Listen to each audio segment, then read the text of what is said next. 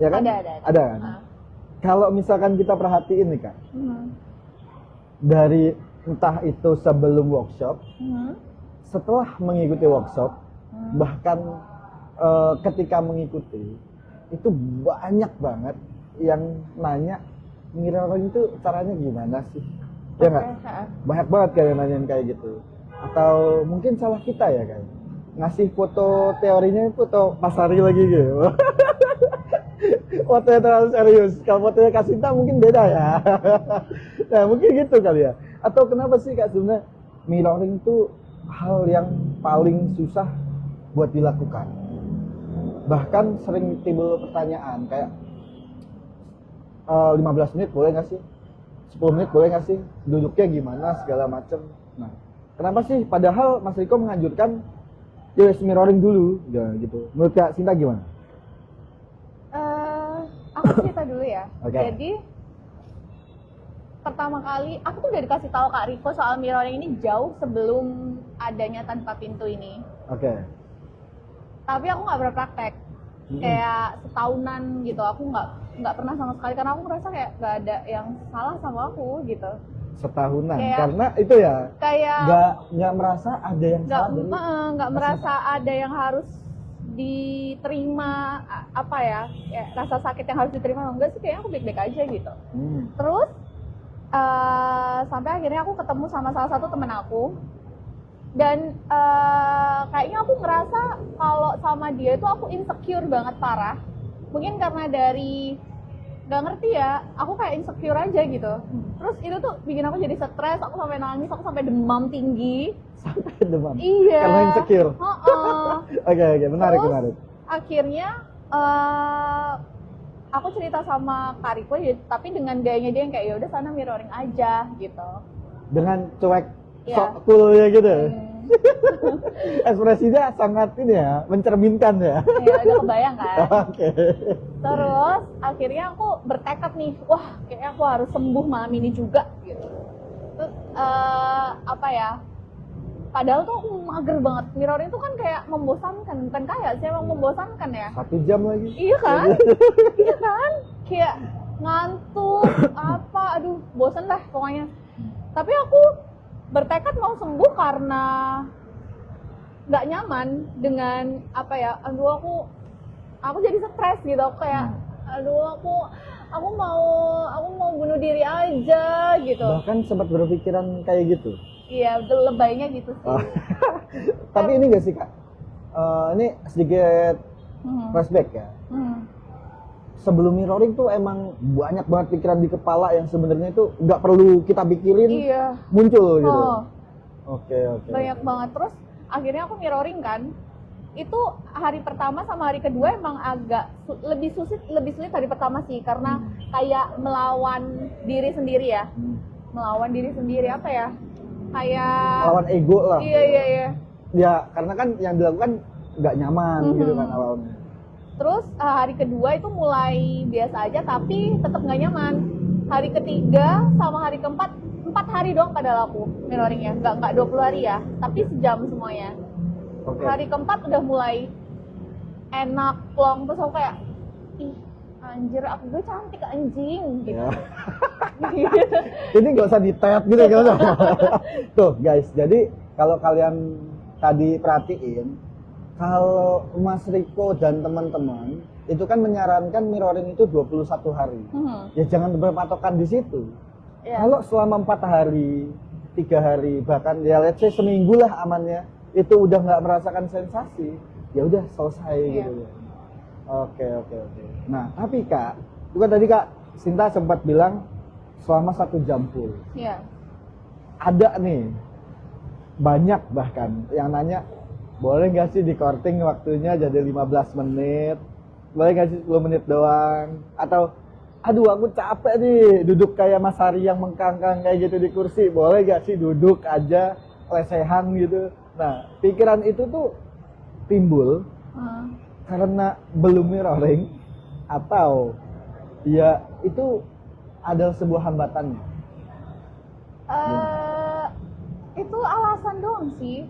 Di kepala kepala kita kan suka mencari-cari alasan untuk tidak melakukan hal yang emang udah seharusnya dibutuhkan gitu kan. Iya. Sama seperti waktu Kak Sinta sebelum mirroring. Iya, betul sekali. Jadi ya memang jawabannya ya nggak ada jawaban sih, ya udah serah ya mau ngapain. Kayak apa ya? Orang tuh pasti akan melakukan sesuatu kalau dia memang udah ngerasa butuh gitu. Kayak aku udah ngerasa butuh nih, aku nggak bisa kayak gini dah, mentok nih dah baru. Aku ikut gayanya Kak Sinta. Aduh, aku butuh mirroring nih. Iya. Jadi kalau selama emang ngerasa belum butuh ya udah. Selama merasa belum butuh ya udah. Iya. Tapi kan secara nggak langsung kita butuh. Tapi kan itu menurut kita. Menurut dirinya sendiri kan belum tentu. Mungkin aja dia ngerasa emang nggak butuh ya udah gitu. Oke. Bahkan nanti bakal ketemu titik poinnya di mana kamu butuh, ya udah langsung aja. Nggak usah babi bu ketika itu ya. Nah, efeknya. Ini bukan efek samping ya, tapi hasil setelah mirroring. Oh, banyak banget. Dulu itu aku nggak pernah berani ngomong sama orang tuh tatap mata kayak gini. Termasuk sama cewek aku juga nggak berani, apalagi sama cowok. Sama cewek? Nggak berani? Nggak berani. Bahkan udah sama Kak Riko juga aku nggak berani.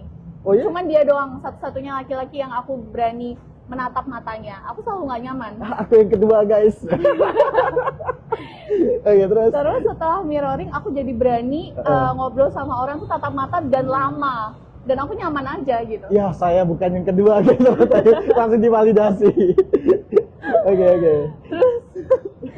Terus habis itu yang kedua aku jadi ngerasa ya emang aku udah cantik tanpa perlu ngerubah apapun gitu. Kayak emang nggak perlu ada yang dirubah dari aku emang udah ngerasa cantik dari sana dan orang itu akan ngelihat itu gitu. Jadi selama ini tuh banyak problem cewek yang selalu nanya sama aku kayak gimana sih bisa cantik kayak kamu gitu. Dulu I've been there. Kayak dulu aku kayak gitu. Sampai akhirnya aku ngerasa kalau ya aku emang udah cantik dari sananya gitu. Kayak nggak perlu aku harus gimana caranya aku bisa cantik kayak kamu, ya aku emang udah cantik dengan jadi diri aku sendiri gitu. Tapi itu tuh apa ya, kalau ngomongin self love yang kebanyakan kan cuman teori doang kan. Caranya gimana? Mirroring. Tuh guys, ditegesin lagi ya. Caranya supaya lebih mudah untuk mencintai diri sendiri itu mirroring. Ya. Buat yang males-malesan, udah mirroring aja gitu. Tapi ini Kak, jadi cantik kan nggak melulu enak. Iya nggak? Enak sih. Wah enak banget. Tapi kan banyak yang berpikir jadi cantik tuh nggak melulu enak. Contoh, Kak Sinta nih jalan di mall. Di mana tadi? Nih di Pakuwon. Pakuwon ajak kita dong. Wah, jadi tak endorse. Tiba-tiba ada yang catcalling. Misalkan aku nih, ya kayak gitu. Itu tuh masih tetap berlaku atau sebenarnya ada tapi Kak Sinta juga sadar aja, lebih pede aja gitu? Setelah aku mirroring itu udah nggak ada sama sekali. Aku ngerasa terganggu dengan hal-hal itu sih. Tapi sampai sekarang masih ada yang suka kayak cantik gitu. Menurut aku selama dia nggak nyentuh aku aja itu nggak masalah. Emang aku cantik gitu. Kenapa? Dijawab iya gitu. Iya. Oke. Tapi sejauh ini tuh nggak pernah ada yang sampai nyolek aku gitu. Padahal aku pakai baju yang maksudnya nggak bisa dibilang sopan juga ya. Dulu sebelum aku mirroring, aku pakai baju yang bener-bener super kelombor, apa sih bahasa kelombor-kelombor tuh? Tertutup lah ya. Iya, terus nggak terlihat lekuk tubuh sama sekali. Tapi ada aja orang yang kayak memegang bagian tubuhku yang anjir, kayak aku kesel dan aku nangis dan aku sampai kayak gitu deh. Iya, tuh ya guys. Jadi bukan faktor pakaian yang mempengaruhi kita soal itu. Tapi ya udah, gimana caranya kita lebih pede sama diri kita sendiri, lebih merasa cantik. Bukan, gitu. Kalau apa namanya? Itu tadi sexual abuse. Iya, jatuhnya ke situ. Harassment, abuse. Harassment ya. Itu karena apa sih? Lupa.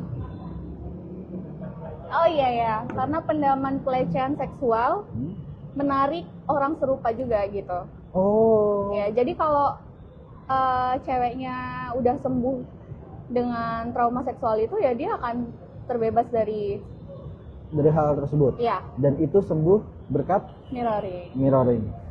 Tuh ya, terjawab penuh buat ibu-ibu, kakak-kakak, adik-adik ada nggak ya?